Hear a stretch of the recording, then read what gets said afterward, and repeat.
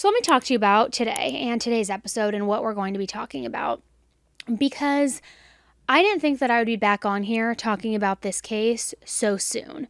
But of course, more updates have come out, more documents have come out and been leaked, and the more that I started to research this case, the more in depth in the trenches I really found myself. Not only realizing how culty this case truly is, I don't know if culty is a word, cult-ish maybe is the better word, I don't know, but just how deep this goes and how evil and how dark-rooted these people truly are.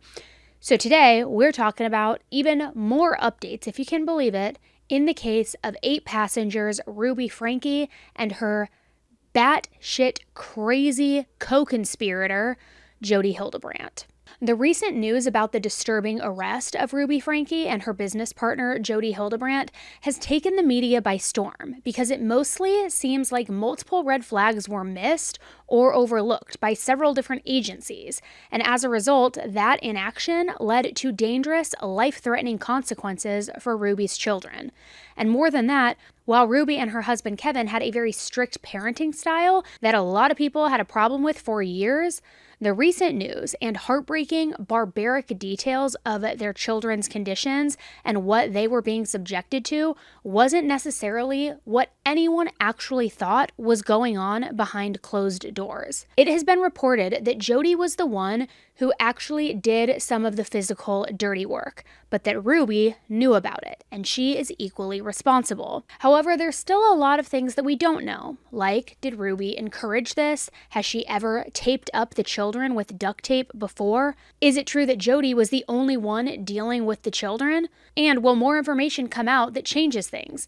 Lastly, how did this overly strict but seemingly somewhat normal mom, who despite her controversial parenting decisions, never really had any indicators that she would physically torture her kids? So how did she allow this to happen? And how the heck did we get here? Also, how in the world did these women think that they could ever get away with this? So in today's episode, we are going to take a deep dive into the person that many people, myself included, consider to be the mastermind behind everything, Jodi Hildebrandt.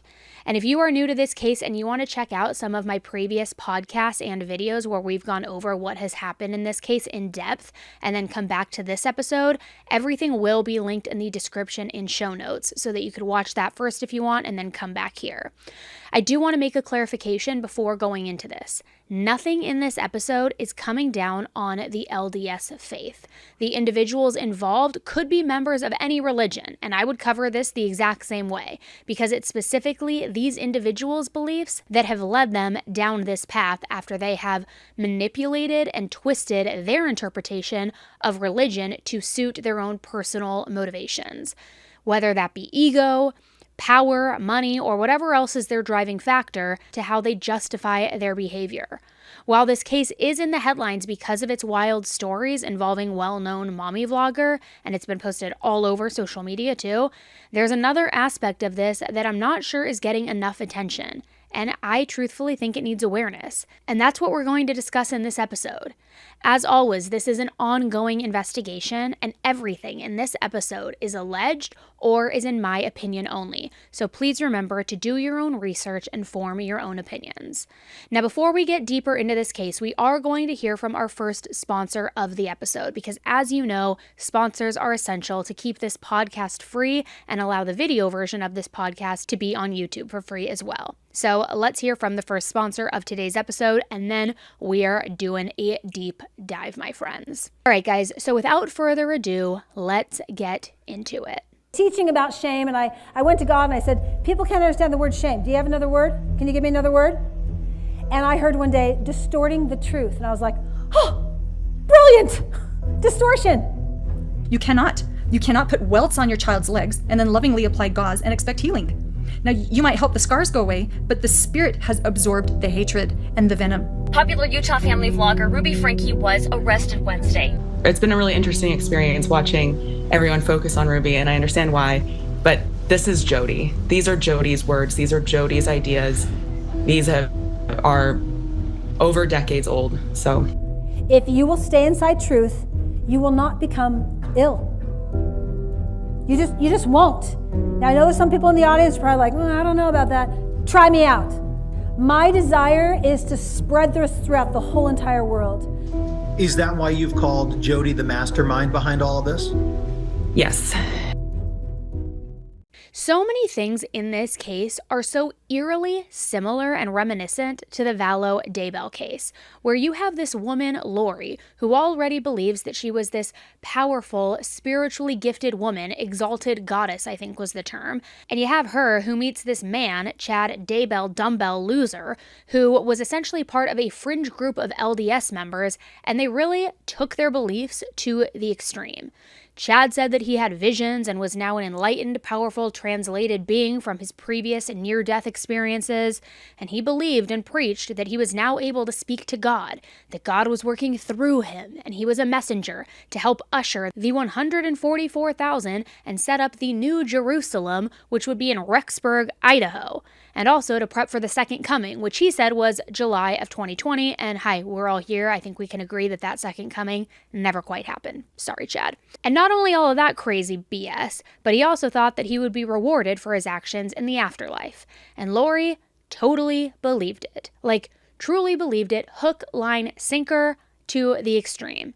So now Lori, a previously somewhat normal mother who already had a predisposition to making extreme religious leaps of different ideas, believing all of Chad's batshit crazy visions for the future, so much so that she allowed her husband, her 2 youngest children, and her boyfriend's wife to be murdered because they were zombies and possessed by dark spirits.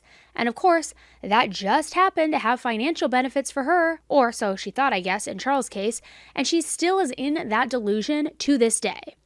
Interestingly, one of the books that was so relevant to Chad Daybell, almost like the basis of all of his teachings, was Visions of Glory. And you know who else loves that book and has based much of their life's work and beliefs on that? Can you guess? I'll give you a hint. Starts with a J. Jodi Hildebrandt. What is the likelihood of that? 2 culty nutjobs using the same book to put into play their insane spiritual beliefs and visions. Now let's take a pause on Jodi. It's no secret that Ruby has had her fair share of critics, and rightfully so, for some of her decisions, the way she was exploiting her children, regarding making her children content for the entire internet to just watch, judge, comment on, speculate, etc., combined with a parenting style that many believe goes far beyond just strict parenting. But would she be in the position that she's in today, in jail without bond for felony child abuse charges, if she had never met Jodi Hildebrandt and got involved with her company, Connections? Was meeting Jodi in some way a catalyst? And what is Connections? Is Connections a cult? Is Ruby, in fact, brainwashed? Not that that makes her any less guilty in any sort of way, just like Lori Vallow. But what exactly are they teaching at Connections? How long has this been going on? And most importantly, how many other children whose parents were involved in Connections have had to endure torture at the hands of Jodi or their own parents? This is Connections according to Jodi. So let me tell you a little bit about what I've been doing. For the last 20 years, I've been trying to figure out how to help my clientele. I've been working with tens of thousands of people for 20 years, and I've been asking God about how to help heal them from this array of mental and emotional illness, okay? So all of us know depression, anxiety, suicidality, all these presenting issues and symptoms that come into your office or in your families or maybe are even inside you. And so I have been on this journey trying to understand how to use principles that are God's in helping people heal. So that was a clip from the Eternal Core Conference in April of 2020. In this, Jodi describes how she got to this belief system. Jodi grew up as the 6th of 7 children, and she described her parents as emotionally shut down, and that she didn't realize that as a child, but she does now, saying, and I quote, "They were emotionally completely not available for me or for any of the other children, and so chaos went on in our house a lot, and none of us were really allowed to emote, other than to get angry." So she learned how to be really nice, kind, helpful, gracious. So some of you who are clinicians are probably like, whoa, she's setting herself up for addiction. Sure enough, I ended up with an eating disorder, right? I started trying to control everything because I had no outlet to emote my emotions. I had nobody there to validate me and say, yeah, that makes sense that when your brother, puts you into a pretzel, that would hurt and that you would want to tell him stop. You don't like that. I wasn't allowed to do that. So I went on my own journey. I went to therapists and tried to figure out, one, what was going on with me, and two, how to heal it. And unfortunately, and I would say inadvertently, because I met some lovely people, and what they did is they validated what I'll call my victim. They reinforced me to stay where I'm at and said, yeah, you have every right to feel this way. And I didn't know any better. I thought that would help me get better, is if they said, yeah, that this is reasonable why you feel the way you do. And I didn't have anyone, at least I didn't hear it in my head, give me a transitional bridge to move over into what I now know is truth. So I would leave my therapy sessions and I would feel heard, but I'd still go back into my eating disorder behaviors and control and being really nice and helpful and friendly. I didn't really heal. My soul wasn't healing. So I went into graduate school sick. And I learned all the principles in graduate school, and I went out to work with drug addicts. It was my very first job. And as I sat across one of my very first clients, he presented in a very, what I'll call, adulating way. He was very narcissistic, and he had a tragedy happen to his son. And he became really aggressive with me when I would invite him to look at his own behavior. He's like, listen, I just had this tragedy with my son. My son is super sick, and this isn't about me. This is about helping my son get better. And I'm like, well, what if your son doesn't get better? And he went into this place that I will introduce originally called distortion. And I'm going to talk more about distortion this afternoon. He went into a place of distortion. And he would get angry at me, this is part of his distortion. He'd get angry at me. He'd want to blame me. He'd want to blame his wife. He'd want to blame God. He started blaming all these people. And what I learned as I worked with him is that as I gradually started confronting him with 3 principles, this is what I learned.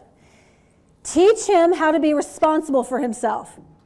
Teach him how to be honest, and teach him to be humble.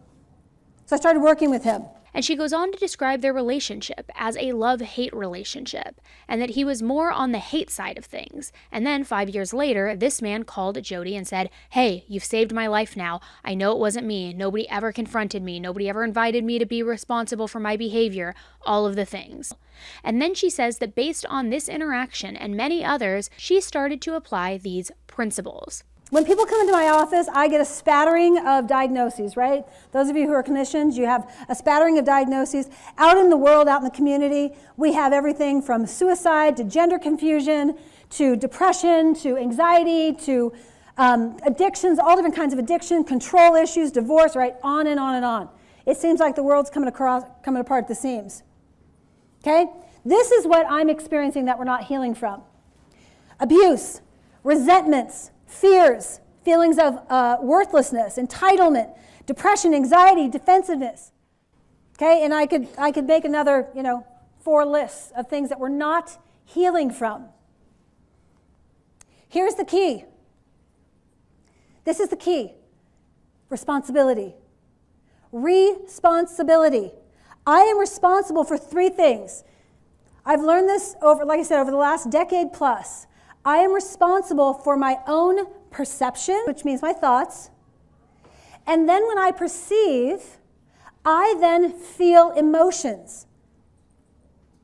And when I feel emotions, it's because of my perceptions. And when I perceive and then feel emotions, I then choose to behave. And so I'm responsible for that whole process in everything, even when I'm depressed. So when I talk to people, they'll say, yeah, that's nice and good, but I have depression. And I'm like, okay, wait, stop. You missed what I just said to you. And then they'll say to me, are you suggesting that I'm responsible for my depression? And I'll say, yes, you are. That's one thing. If you don't know me, I'm really blunt. Really direct. Some people hate that. Some people love that. It's like, tell me more. That feels right. Because I'm not suggesting that you're a bad and unworthy person. I'm suggesting that you don't have the skills and the tools to really understand how to apply these principles that are being governed by your choices. So there's 4 principles I want to hone in today on. Choice, honesty, responsibility, and vulnerability, which means be open, be teachable. I'm hoping that everybody in this room is vulnerable today, that they're open, that you're willing to consider what I'm saying, because this is a brand new modality. Not that responsibility is a new concept, but the way I'm angling it towards mental health is brand new. So if you're depressed, it's your fault. And you're not an unworthy person, but you don't have honesty, responsibility, or vulnerability. And now by addressing these issues, which she says is a brand new modality that she came up with, which, hello, no, it's not. But if you come to Jodi, she can help you. Other principles that I learned is that in order to connect to yourself / another person, I have to live honest, responsible, humble. Because when I'm not honest, responsible, and humble, I am then disconnected. And disconnection manifests like this: control, aggression, anxiety. These presentations where the person is either unknowingly or deliberately not being willing to take responsibility for those three principles: their perceptions, their emotions, and their behavioral choices. So I'm either in a relationship or I'm just in a dynamic. Dynamic just means that you and I are talking, but we're not connecting, right? Everybody here knows what it feels like to connect with somebody. I've been talking to many of you over the course of this morning and this afternoon, and numerous of you, you walk away and I'm like, whoa, that person's connected. They're connected. The other principles to live with include characters of truth, humbleness, honesty, responsibility, and vulnerability, or else you are disconnected and you manifest control, aggression, and anxiety. She goes on to say that she's learned that the only thing she can control are her thoughts, feelings, and behavioral choices, and that she cannot control anything else. And then she uses an example where she talks about a parent-child relationship. Oh, I wish I could control them. I wish I could get them to do what I want them to do, and you just can't. But when you try, you then disconnect from them because you go into a controlling posture. You go into a dynamic instead of a relationship with them. So people will say, well, if I love this person, then how do I get them to? And I'm like, can you hear how you're going down control lane? You can't get them to. Your job is to speak the truth to them about their responsibility, which is they're responsible for their own perceptions, their own feelings, and their own behavioral choices. So no more of this. You made me do this. Because of you, I feel. If you wouldn't have done that, then I wouldn't have done this. All of that is called distortion, which means distorting the truth. So by controlling others, that is distortion, or distortion of truth. And then she says that each and every one of us is responsible for learning these principles for ourselves. And then if you have charge over anyone else, such as children, grandchildren, clients, etc., you have a responsibility to teach them these principles too, so that they too can be released from distortion. Okay. Now, this next part is actually particularly interesting because of how Jodi says that God told her about distortion.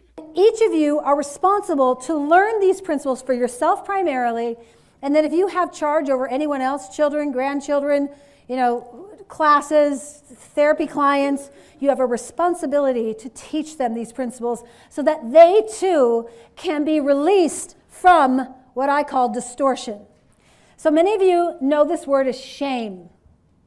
I started using the shame word for probably, 5 years, and people were having the hardest time wrapping their head around shame, what shame was. And I was teaching about shame, and I went to God and I said, people can't understand the word shame. Do you have another word? Can you give me another word? And I heard one day, distorting the truth. And I was like, oh, brilliant! Distortion. Here's what distortion is. I break it into 2 groups. This is core. You got to know this. Self-denigrating distortion, self-adulating distortion. Every single one of us goes into distortion. So, and now the grand finality of what Jodi believes to be her purpose and her goal throughout all of this. To me, this is the most grandiose and almost maniacal rhetoric that reminded me of how authoritarian leaders and dictators are portrayed in movies, giving speeches about taking over the world or something like that. Or even Dr. Evil, I don't know, take a listen, and if you're watching this over on YouTube, let me know in the comments what you think. Personally, I don't think that she's speaking in metaphor. I think she legitimately wants to spread what she perceives as God's message to her to the entire world. And you are scheduled, as am I, to have hard, difficult experiences. And you are being asked by your Maker to stay inside truth. If you will stay inside truth, you will not become ill. You just won't. Now, I know there's some people in the audience who are probably like, I don't know about that. Try me out. You start living in truth. I don't know anybody who lives in truth that is emotionally and spiritually sick. I don't know anybody. And I know thousands of people who have done this.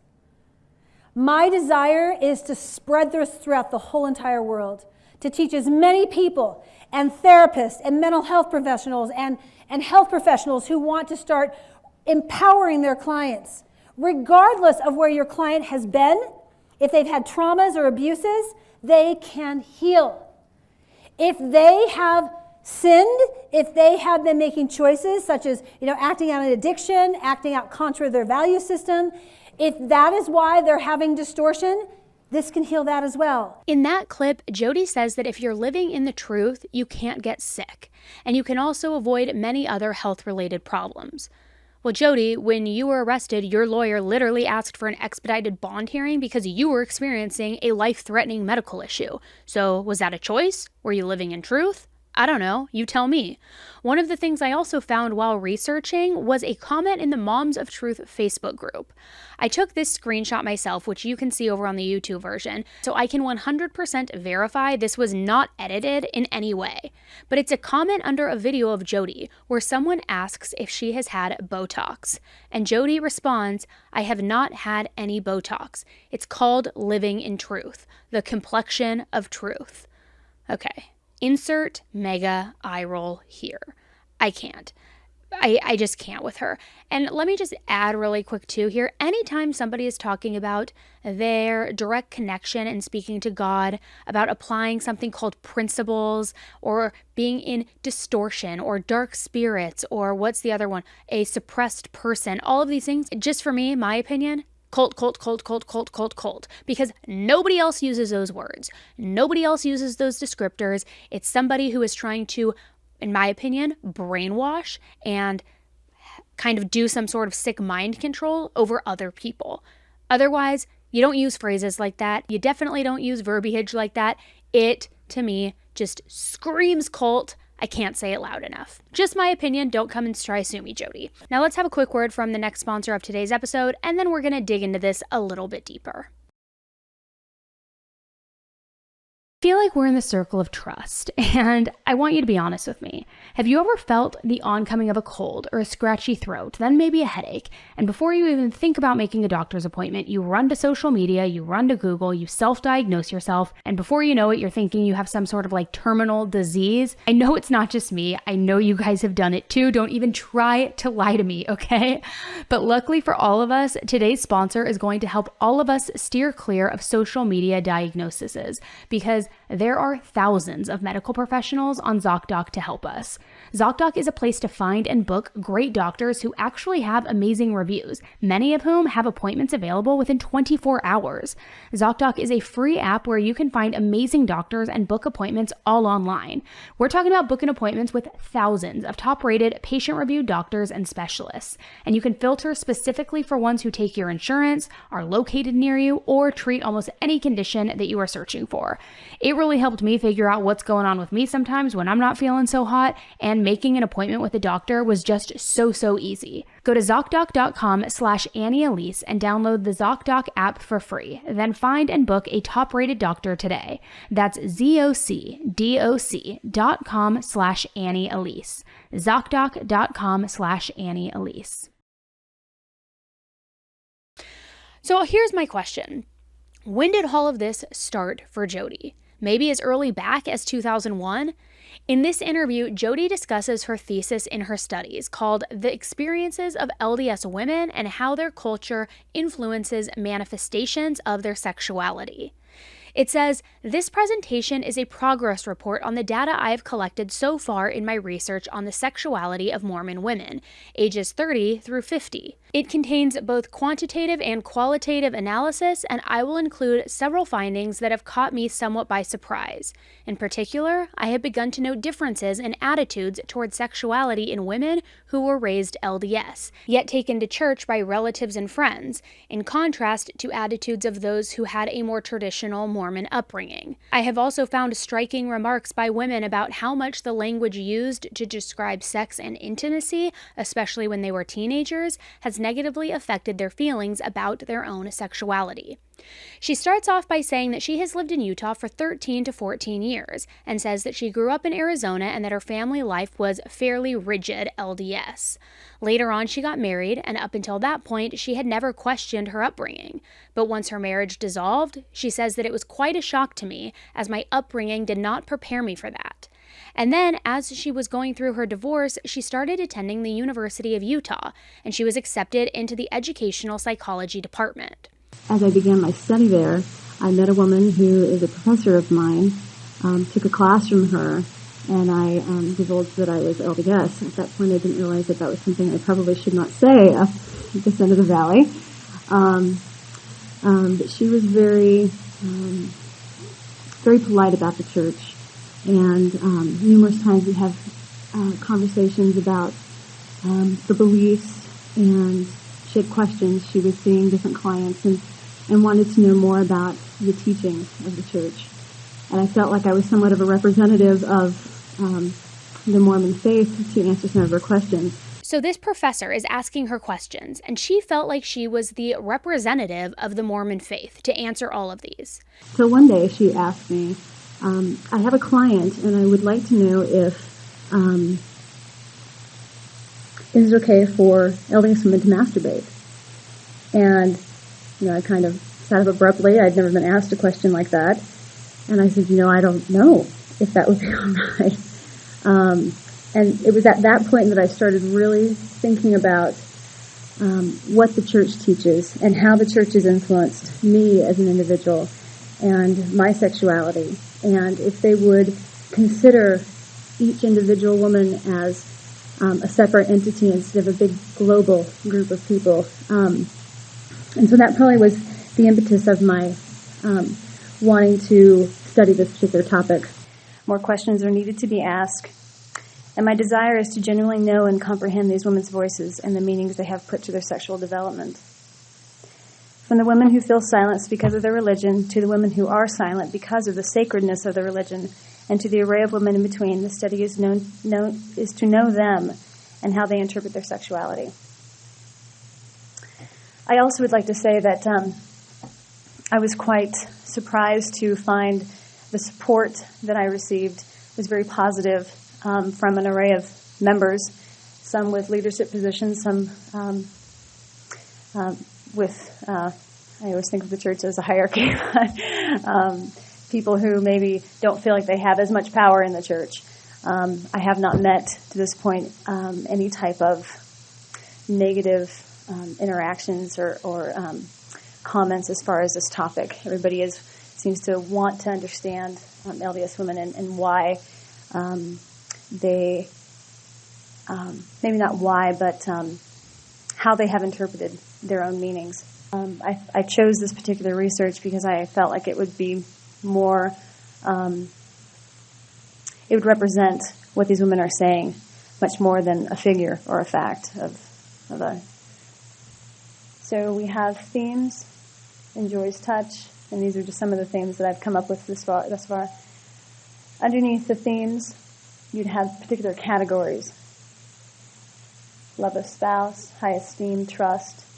Fear of sex would be abuse, father, it's sinful.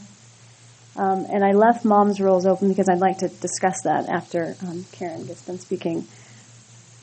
I received a lot of interesting comments on the roles of mothers. It's another talk for another time, though, I'm sure. Underneath the categories would be the particular quotes, statements from the women themselves, so that it reinforces these themes. And the thing that is very important with doing a qualitative analysis is that you go over it constantly. You're always looking for new themes, for new information, for new ways of looking at things, So I will be in constant contact with my participants to make sure that I'm understanding them accurately. And my viewpoint was that the women who were raised outside of the church, well, not outside the church, but were raised as far as their home life, did not have the church in their home life, were reporting to have healthier views of sexuality than women who were raised with mom and dad in the church. So to me, it was more of a familial influence, the culture within the family structure, like I said, which completely caught me broadside. And as I've interviewed the complete 23 women, probably over half of them have this experience where mom and dad were not the primary instructors of the religion in the home. They were trying to convert me, if you will, to the teachings. I feel like I was given more genuine information and beliefs and feelings and values from them once they were put at ease that I did know what they were talking about.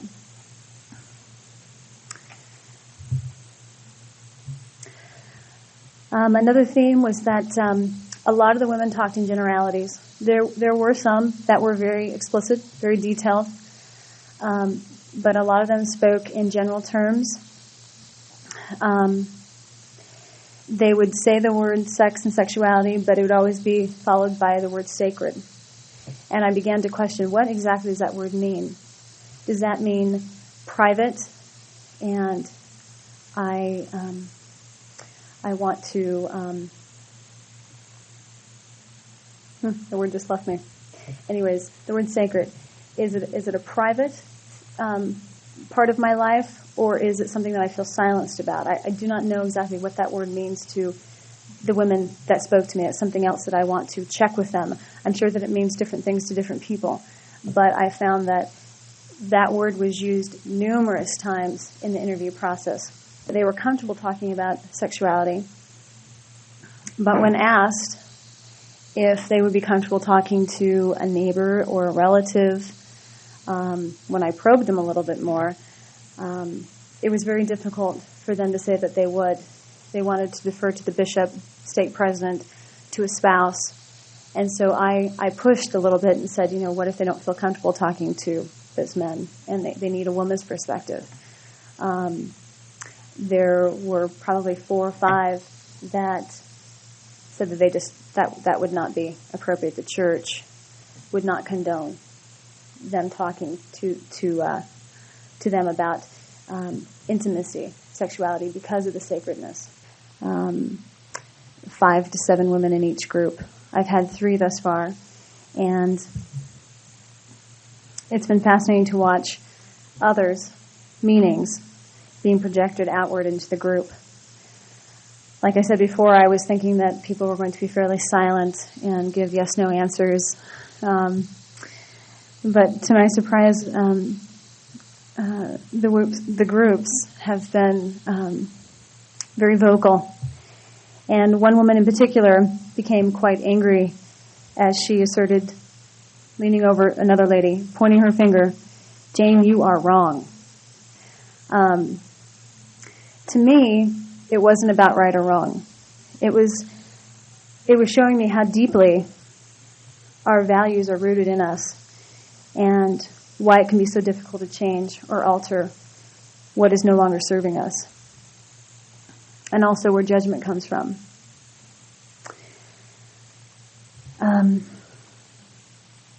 All of them reported that they are actively wanting and trying to give their children a better and more satisfying picture of sexuality than they received. They want to be more open in answering their questions and actually give them answers to their questions of why instead of because or the church said not to. But I realize you probably have questions, which I would love your feedback. So next year I intend to be here and give you a final analysis of what it is that I found and what we as members and not members of the church can do with our own children to teach them a more healthy version and form of their own sexuality. Thank you. Now, this was in 2001, and her final study was later published in 2003. This is obviously an older recording, but it's crazy to hear Jodi, in her own words, talk about this topic and the vast difference in her own actions moving forward. And while listening, it seems like, oh, maybe she did this study. Maybe she would want to make a positive change, not to make sexuality or even just basic discussions about puberty and things like that that go along with it very awkward for children, or teach them that it's something to be ashamed of. But no, that is not what she did. So all of that was evidenced by her niece's interviews with the Mormon Stories podcast and other news outlets. The links to full interviews will be in the show notes and video description if you want to see or hear the whole thing. I was giving Book of Mormons out at school. I had never done drugs. I had never had anything close to sex. I didn't even know. She was convinced I was also masturbating. I had a masturbation problem. I didn't even know female anatomy people could masturbate. I didn't even know that. But because she was convinced, I was also not allowed to use tampons because she was convinced I was masturbating with them, which is insane. So things got progressively. I mean, this sounds like projection. I don't know if it's projection. It's so, I know. So things got progressively worse and worse and worse because I wasn't getting better. She would say, I'm trying to make you so physically uncomfortable that it forces the sin out. And so that's when she started, I had to sleep outside in the snow. That's when I was, when she would lock me she worked in Lehigh there was a little side office closet kind of room. It was like a little bit bigger than a closet, but it didn't have any windows. It had like a table, a chair, an actual closet. And that's about it. So that's where when I was pulled out of school and I started living with her full time, because she worked, I went with her to work, and that's where I stayed. And sometimes she would lock me in it, sometimes she wouldn't. But I was not allowed to leave. That was like rule number one. I was not allowed to leave that room. And she would have me write out my sins on a piece of paper. And every day she gave me the same piece of paper. And I would have to write out my sins.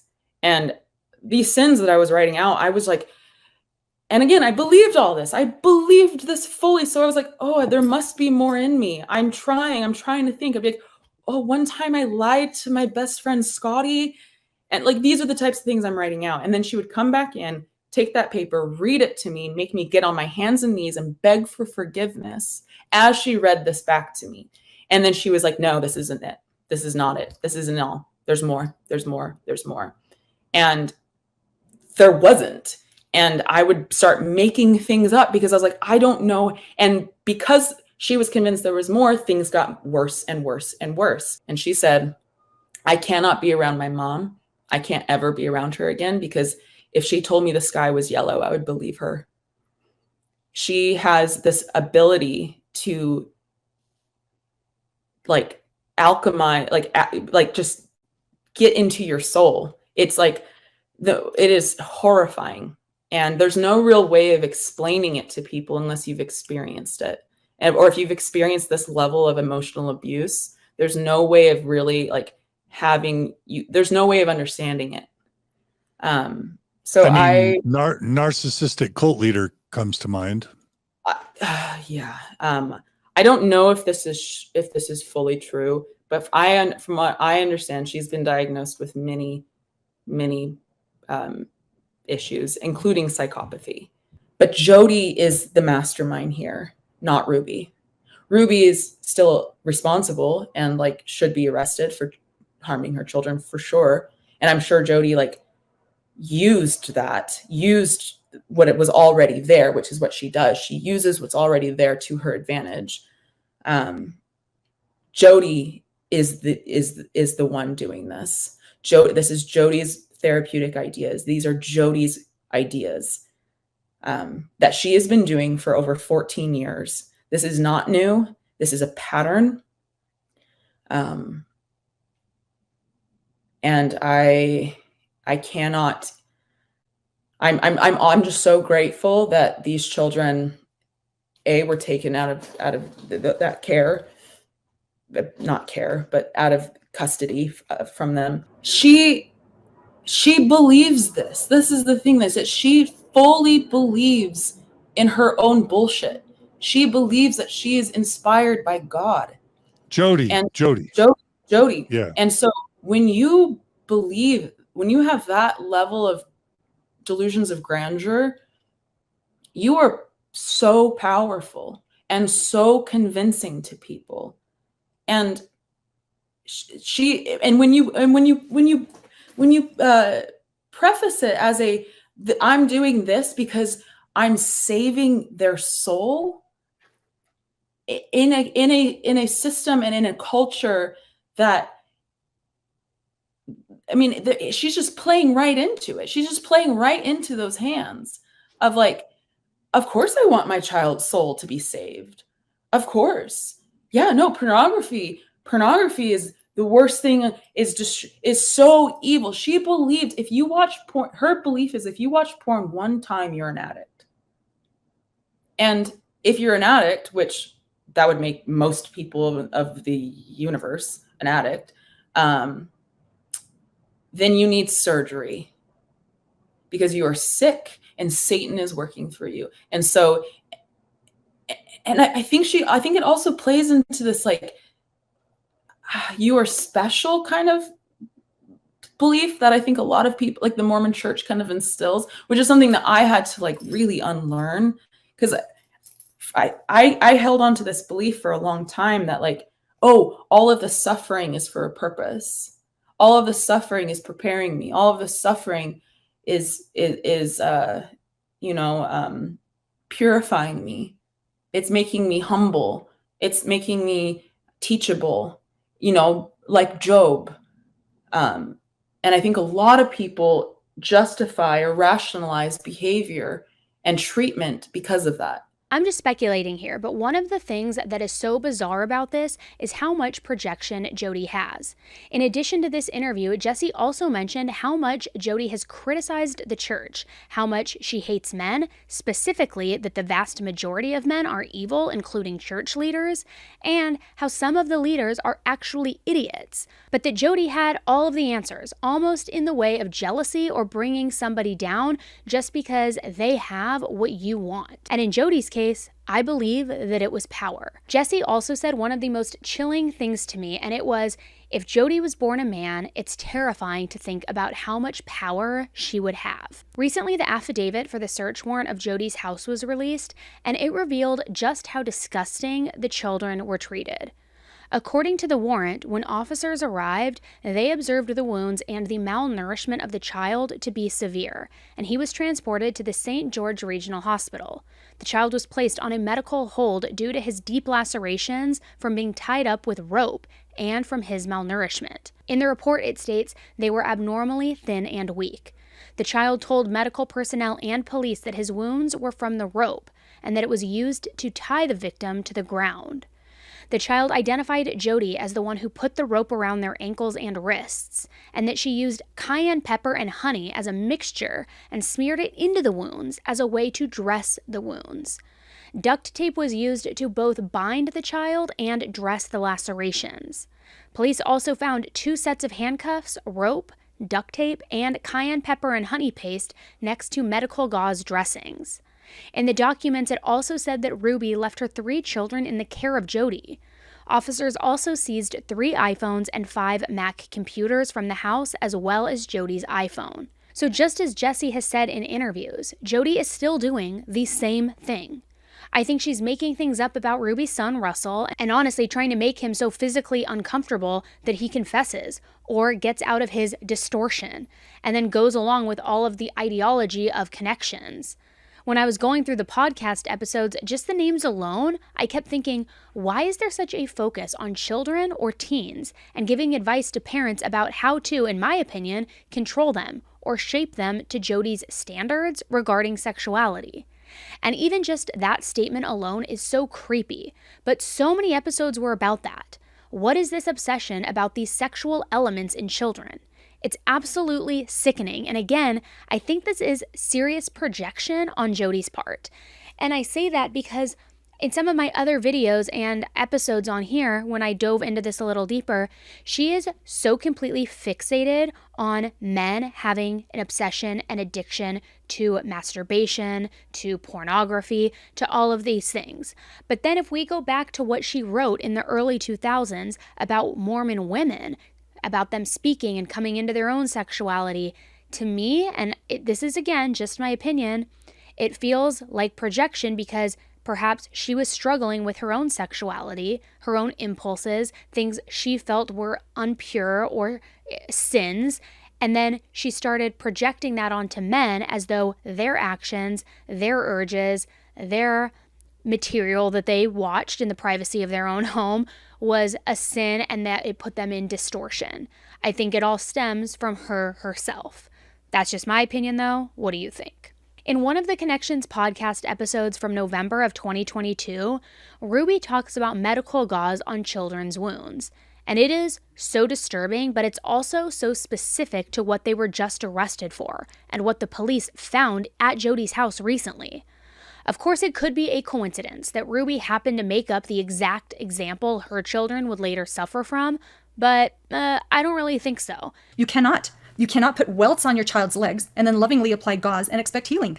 Now, you might help the scars go away, but the spirit has absorbed the hatred and the venom. You cannot lie to your business partner and then... So my question is, how many other parents were given this exact same advice? And more than that, how the hell is she still convincing parents to do this? Again, it feels so eerily similar to Lori and Chad Daybell, where it seems like Lori was extremely susceptible to these ideas being truths.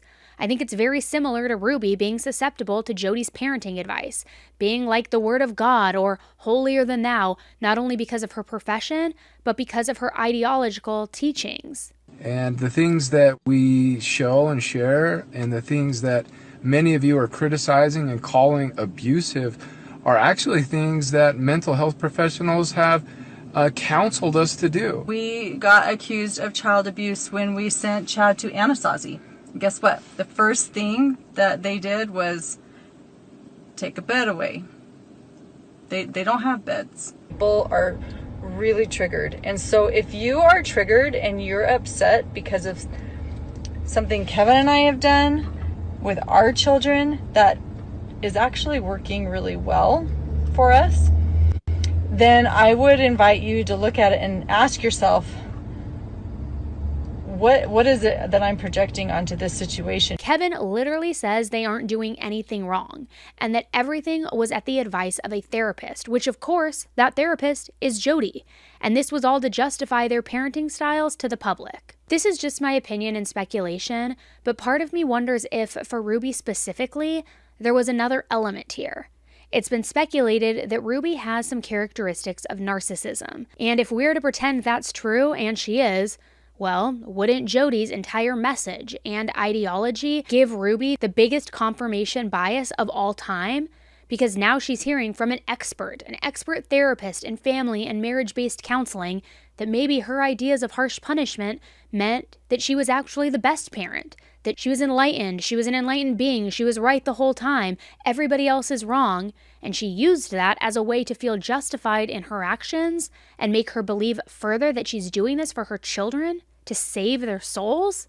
And if that's true, what's in it for Jodi in all of this? What is her motive in all of this? Personally, I think she saw Ruby as a meal ticket, a Mormon mom influencer with a very large following that Jodi could use as a way to spread her ideology and thinking to the world. Which, yes, I know it's insane, but I can see it. A lot of these Mormon moms in that community and who follow the LDS faith loved Ruby's family, loved watching the Passengers videos, idolized them until the parenting styles got a little bit controversial, but loved them. So if Jodi were to step into that and say, I'm the family counselor, I'm the family therapist, this family trusts me, don't you think that these Mormon mothers who maybe were wannabe vloggers, maybe not, maybe just idolized from afar this family, but don't you think that if they were to bear witness to all of that, it would carry weight with them? so that if they were having issues within their own families, within their own marriages, they could reach out to Jodi and say, oh my gosh, Jodi, who helped Ruby Franke's family, who works with them, who works with the 8 Passengers channel, she's going to help my family. It's only X amount of dollars. Write the check. Let her help us. It seems like a very smart tactic and honestly not very far-fetched in my opinion. Also, many of Jodi's past clients have spoken out against her, saying that she destroyed marriages and has a pattern of isolating the husbands. Is it possible that Jodi got Kevin out of the way through her marriage counseling and recommendations to Ruby? Possibly. It seemed like she hated men. She hated everything about them, whether they were children or grown men. She seemed like she just hated males.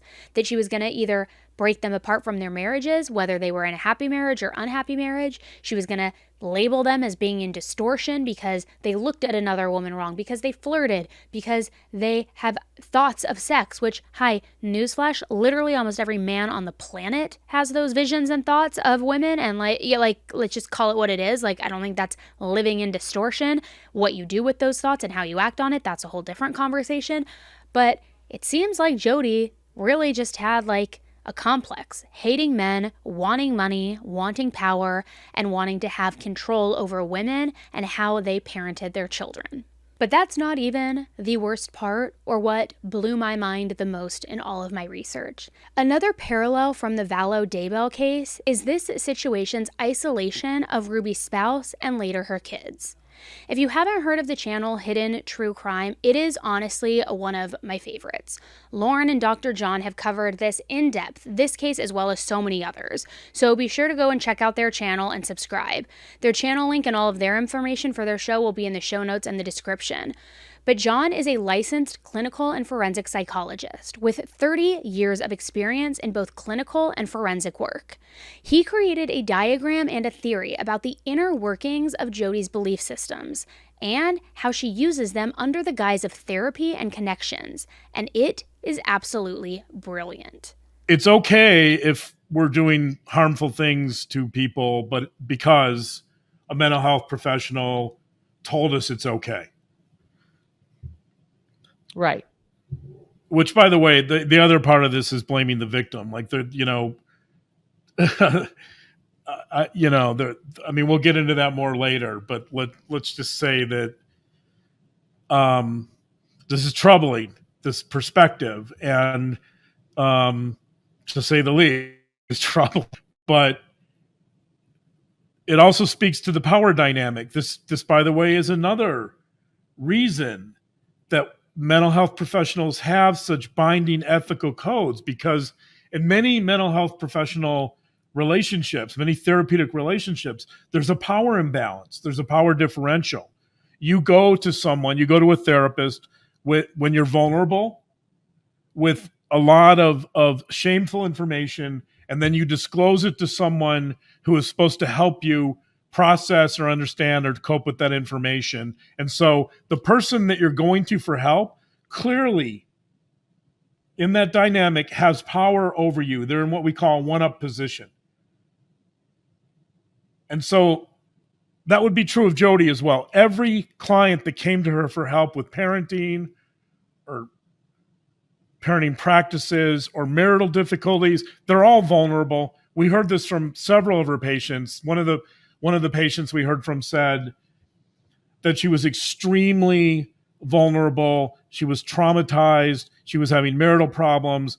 And she went to Jodi in a state of disrepair. Yes. She was very needy. And she believed that Jodi completely took advantage of that. Yes. So that's part of this, clearly, is that power differential. Yes. What I think the guiding beliefs are in this case, and I want to talk about that. We're going to break that down a little bit and try to explain it. But let's start with, at the very top, you'll see what I call an addiction mindset. So one of the most interesting things that came out of some of the people we talked to this week was that people said over and over that Jodi believes everyone is an addict. So even if you're not an addict, so people would push back on that and say, I'm not an addict. I don't have this problem. I don't have, I don't do drugs. I don't do whatever the addiction is. Jodi would disagree and tell them repeatedly you're an addict. So Adam Steed was quite frank about that. I can mention his name because you did the interview. Adam Steed said that Jodi was really adamant about saying everyone is an addict. We heard from another previous client of Jodi's that said, quote, everyone has an addiction. If you try to tell her that you don't have an addiction, she will disagree with you and convince you that you have an addiction. So Jodi is very much invested in this idea of what I call the addiction mindset. You can see that at the top. And the reason that's important is because we're going to get into this idea of sin and sinners, which is a big part of her belief system. And to me, this addiction mindset is very much similar. When I thought about this, and I was trying to put it in context, it's very similar to the idea of original sin, I think, in the sense that whether you are an addict or not, it doesn't really matter. Everyone is born an addict, and the goal is, because you're an addict and because you're unhealthy and because you're in distortion, and we'll talk about that in a minute, that you need to find the truth.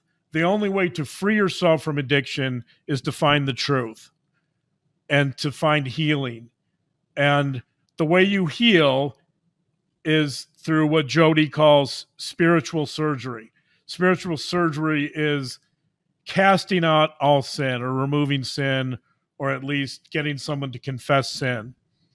So you begin with this addiction mindset, whether you're an addict or not, doesn't matter. And again, if I reference Adam Steed was a victim of abuse as a child.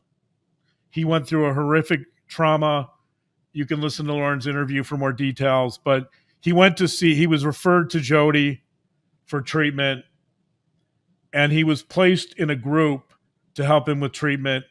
And here's the mind-boggling part about this story, is that he's a victim, clearly a victim. That was documented very well. Goes to see Jodi. She puts him in a group for offenders. And she tells him, well, you're really an offender, you just don't know it yet. But I'm going to show you that because of the way you think, because you have an addiction mindset, because you're an addict, that you're really an offender.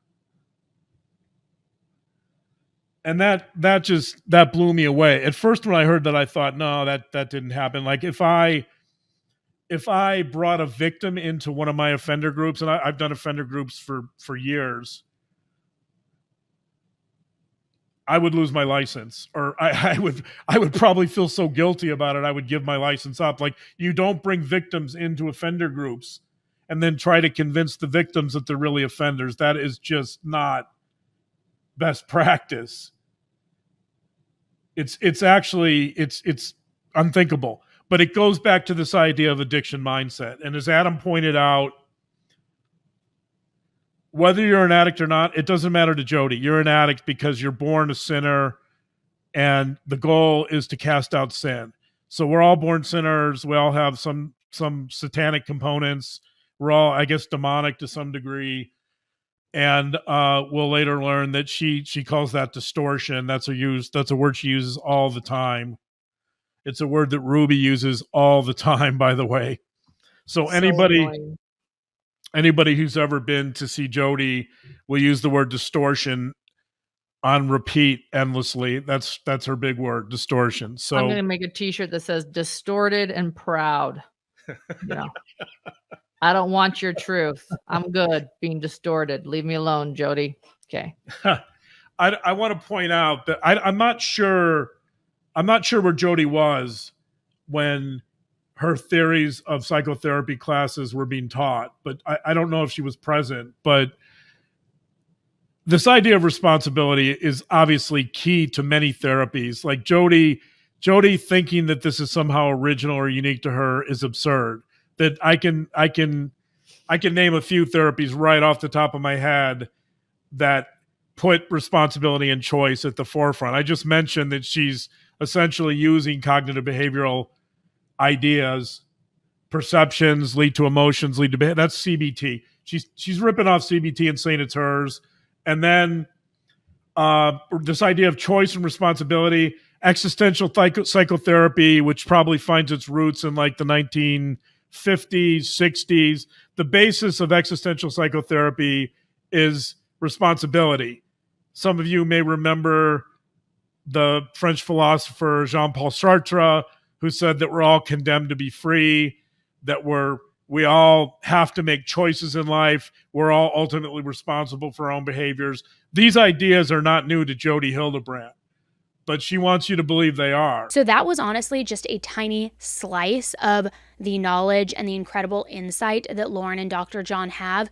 And I think that we will be doing a collaboration soon. I've had them on the podcast before, and I want to have them on again to really share a deep dive into Jodi Hildebrandt's mind and even the mind of Ruby Franke, how these people allow themselves, if Ruby did in fact get brainwashed at all to an extent, how it works. How does the mind control work? How does a cult leader or person like this truly break the other person down to believing and hanging on their every word? So a collab is coming soon, so stay tuned for that. But in the meantime, definitely go check out their podcast, their YouTube channel, because they have so much insight.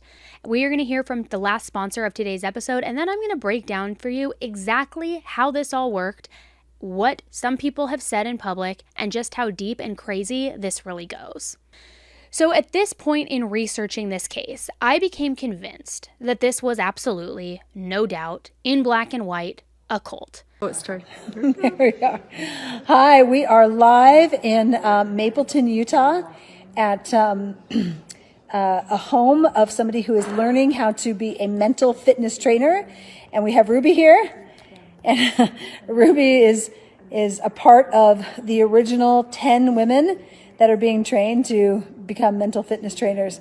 So Ruby, you want to tell us about what a mental fitness trainer is? Yes. So we are getting mentally fit the same way your body would get physically fit by running and lifting weights and working with a personal trainer. We are getting ready to be your mental fitness trainer. We're getting truth, really easy to teach. We're making it very simple, boiling it down to principles. That's how you're going to understand truth, is really knowing principles, being able to put words to it and help you, and you're going to feel so much better. Absolutely. So I'm just going to span over here. We've got, I can't see. There we go. Tori and Sherry. How are you feeling about what you're getting ready to go out and do? Teaching truth to the world. Excited. So excited. Excited. Yeah. Coming to a town near you. And here's Kim and Jess. Hello. Becky, Liz, Michelle. And then we got Johnny over there. Johnny. And Johnny. And Johnny. And me. And there's Pam. Did you get Pam? Nope, Pam's over here. Pam. Hello. Johnny is our male person who comes in and does the role play for the male, so we can practice. So he's quite talented to do the role plays with us, so we appreciate Johnny. Johnny's a man of truth as well, and he's also a mental fitness trainer. So glad that you're with us. And any of you who are interested in becoming a mental fitness trainer, we are going to open that up to train other people. So give us a call or email us at support@connectionsclassroom.com, and maybe you can come to the next retreat for the... Come work out with us. That's right, come work out. Put you to work.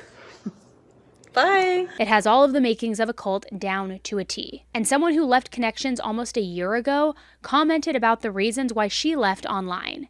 She said, "There are 6 reasons why I left Connections, even though I had already learned good things and prepaid for 3 months of group, which wasn't over at the time she left. The first one was shame-based learning." She said they drill the material through put-downs and labeling. It's even traumatic for some people, and they say if you disagree with them, then you are wrong, even though they teach you that there's no right or wrong.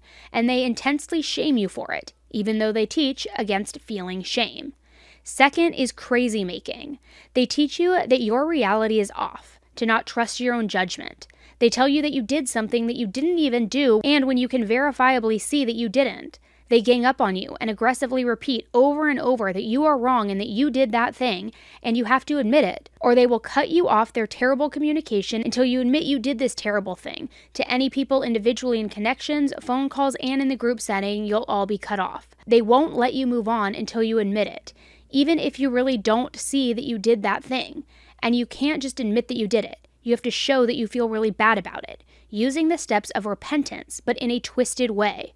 It's confusing because the principles they are teaching are true and good, and yet something feels off. It wasn't until I got disentangled from it that I realized that it feels off, because you can't learn from them unless you're willing to compromise your integrity and just comply. The third reason was using God to push their point, saying if you disagree with them, you are disagreeing with God. The fourth reason is an environment that breeds codependency.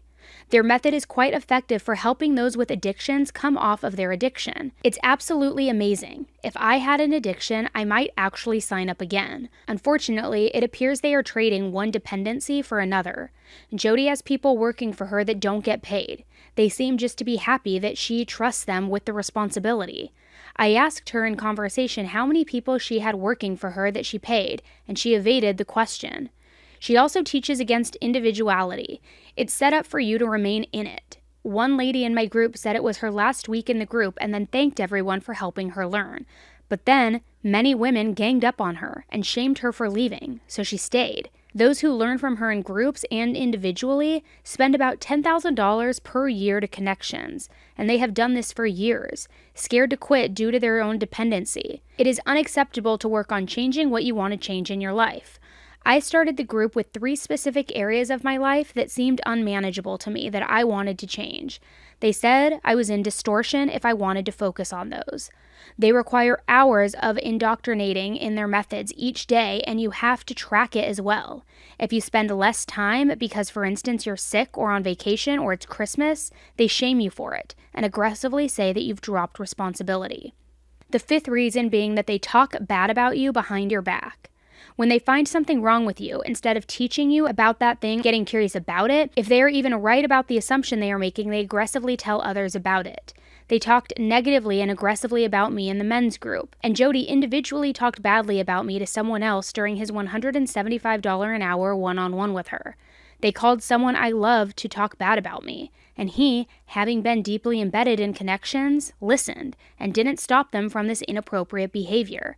It's a completely different and intense community with a completely different language. They define so many words differently, which I think is generally helpful and common with therapists, but this is extreme. And the last reason being that connections promotes cutting people out of your life. Praise isn't given in the group for learning a new concept. It's given when you set unhealthy distancing boundaries with your loved ones. She advocates for leaving spouses at the drop of a hat instead of working together when there is a problem.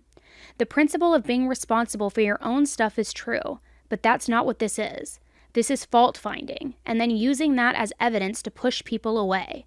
As far as I know, Jodi herself is estranged from everyone in her family and has very few friends. It teaches in Richest Man in Babylon that you couldn't learn how to be rich from those who aren't rich. Likewise, it doesn't make sense to learn how to connect with people from someone who isn't able to connect herself. Now, all of this not only, of course, obviously, screams cult leader tactics, but the cult that it reminded me of almost immediately, and tell me if you were drawing this conclusion as I was reading those examples to you, but it totally felt parallel to me with NXIVM. If you're not familiar with NXIVM, don't you worry. That's probably going to be coming in October as a deep dive. But Keith Raniere, who is like, in my opinion, just the ultimate creep of all creeps, he was the cult leader of NXIVM, which essentially has been dubbed in pop culture as the sex cult. It had the famous actress from Smallville, Allison Mack, and a bunch of others.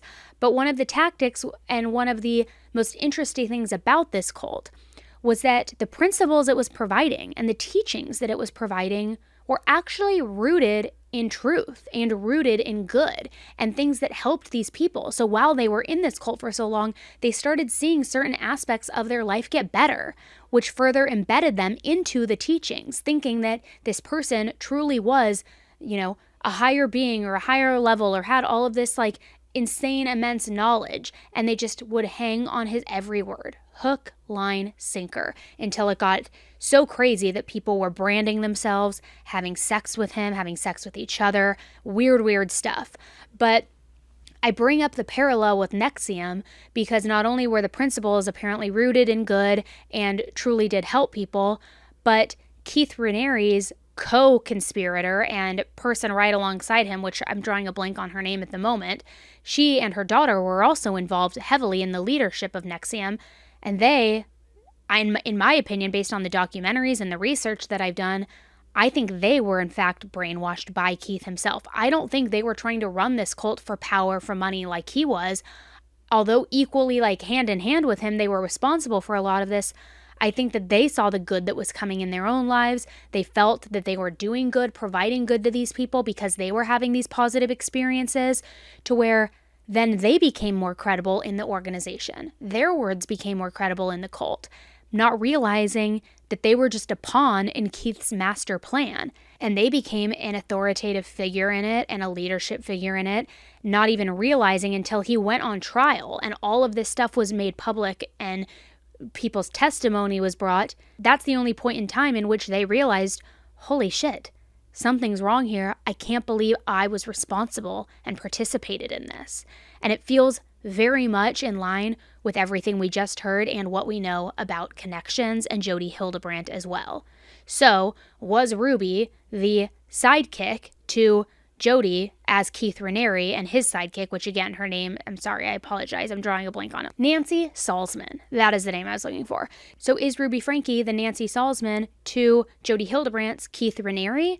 Or is she truly complicit, and is it the Keith Raniere 1.0, Keith Raniere 2.0, and they're both on the same level and have the same ideologies? I don't know. It feels very, very odd to me. And it also gets worse. Jodi's niece Jessie also said, and I quote, "I think also because of the way the church is structured kept her from doing more damage, but she believed that her work was combating Satan every day in preparation for the second coming. She believed because my grandfather had some sort of patriarch blessing saying that he was going to work directly for Jesus on this earth. So he always believed that the second coming was going to happen in his lifetime. But she used that language also to fuel her belief that the second coming is close. She felt like she was going to be one of the people who welcomes God back or ushers in the second coming of Jesus. Again, these are not theoretical. These are not hypothetical. She believed these in a very literal sense." She believed these in literal, actual, this is all very literal to her. That God literally was going to come and thank her for all of her hard work and all of the good that she has done, because she is fighting tooth and nail on the front lines of Satan. And how do you argue with that? So, hearing that about the second coming and ushering the people in, hey, what does that sound like? Good old Chad Dumbbell, right? Peter Griffin, right?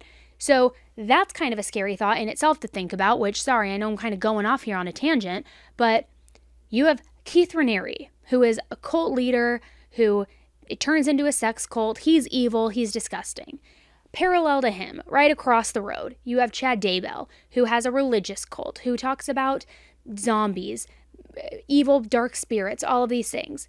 You put those two together, and it's like a asteroid hits, and it's Jodi Hildebrandt, who believes in hurting children, who believes in the second coming, who believes that she is God's greatest asset to save marriages and families. It is like the most toxic disaster of all time. It's like these two cult leaders walked so that Jodi could come in here and run. And let me just say, we very rarely hear about a woman cult leader. So I'm very curious to know what type of power and control she truly has over these people. She must really be selling herself and laying it on thick.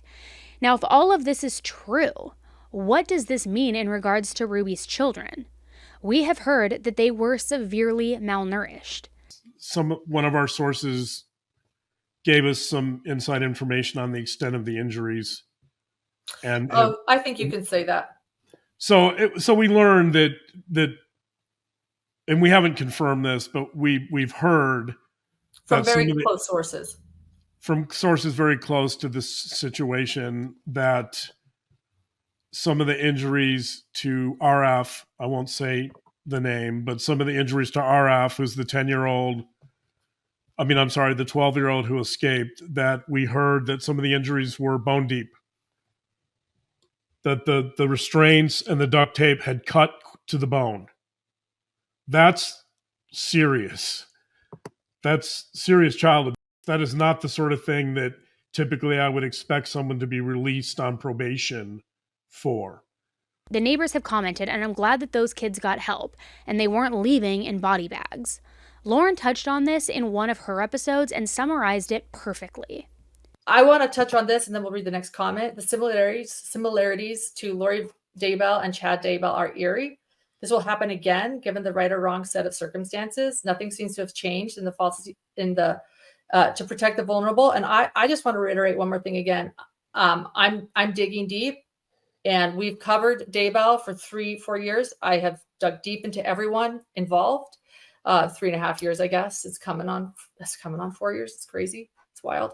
I want to reiterate again. I've talked a lot when it comes to Daybell case. We've talked a lot about the book Visions of Glory and how that affected Chad Daybell and Lori Ballow's beliefs. The Preparing a People conferences that gave Chad a platform. Tom Harris and Spencer in the Visions of Glory book.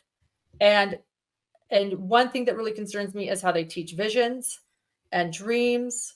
And I'm getting very, very concerned about this group because Jodi Hildebrandt, that video we were playing last week, she was speaking at the Eternal Core Conference, which is done by Tom Harrison, the one who had the near-death experiences and visions of glory that many of these people consider scripture. I mean, it's all too intertwined. It is so similar. And these are people that they're mingling together. So I can't help but now see a pattern. It's one thing to have, the Daybell case was a never, like what in the world? Now that we're seeing 2 cases of abuse of children. I mean, it was more than abuse with JJ and Tylee, but it could have been more with R and E too. But I'm getting very, very concerned. Once you start to see a pattern, there's a serious problem, and agree. So we're keeping an eye on this. This case is, I don't want to see this again. It makes you wonder, how far does this go? How many people believe in these same things? The parallels with the Visions of Glory book and all of this are just so interconnected in truly the most disturbing way. In the beginning of this episode, I mentioned that there is a bigger problem that needs more awareness, and this is it. Whatever is happening in these groups or their beliefs, their demonization in children is extremely dangerous, disturbing, and truly unfathomable. Ruby and Jodi are still in custody. Ruby's last court appearance was pushed back after her lawyer asked for a continuance to have more time, saying they had copious amounts of evidence to go through. As this case continues to develop and more information comes out, I will definitely keep you guys posted. There is so much more to this too. I just didn't want to be on here for 6 hours with you guys. So if you liked this video or felt like it was informative, please comment and let me know if you guys would like to see more of it, because it goes way deeper. I could be on here for hours talking to you about the depths of connections and cults alike. And with that, spoiler alert, I'm just going to say it now, but an official announcement is coming soon.